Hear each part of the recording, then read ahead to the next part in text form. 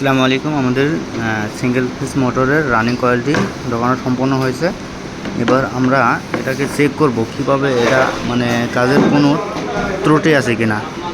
তো এটাকে চেক করতে হলে আপনার এই মাথাগুলি দিয়ে টেস্ট ল্যাম্পের মাধ্যমে চেক করব।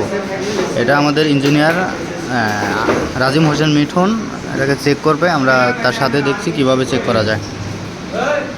আচ্ছা ইঞ্জিনিয়ার সাহেব, এটা আমরা কিভাবে চেক করবো আপনি একটু দেখাই দেন। এটা চেক সিরিজ বোর্ডের মাধ্যমে এটা চেক করতে পারি বা কম্পিউটারের মাধ্যমে এটা চেক করতে পারি। ঠিক আছে, তো আমরা এখন সিরিজ ল্যাম্পের মাধ্যমে চেক করতেছি। এটা হলো রানিং কয়েলের স্টার্ট S1 স্টার্ট পয়েন্ট এবং এটাই ফিনিশ পয়েন্ট। এটা স্টার্ট পয়েন্ট এবং ফিনিশ পয়েন্ট দেওয়ার পরে এটা চলছে, তখন এটা ঠিক আছে। এবং আরেকটা চেক করতে হবে, সেটা হলো এটা দেখতে হবে বডি হয়েছে কিনা। এই যে বডিতে দেওয়ার পরে বাতি জ্বলে না, তার মানে এটা বডি হয় না, এটা আলহামদুলিল্লাহ ঠিক আছে। এবং এটা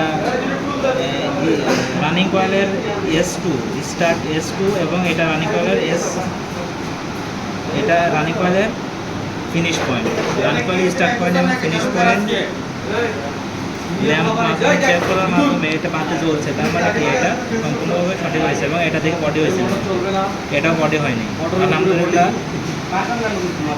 আলহামদুলিল্লাহ সব চেক করার পরে মোটরটি আমাদের কোনো ত্রুটি হয়নি। আলহামদুলিল্লাহ সফলভাবে আমরা কাজটি সম্পন্ন করেছি। এরপরে আমরা স্টার্টিং কয়েলটি ঢোকাবো এবং পরবর্তীতে সংযোগ দিয়ে আমরা মোটরটি ঘুরে দেখাবো।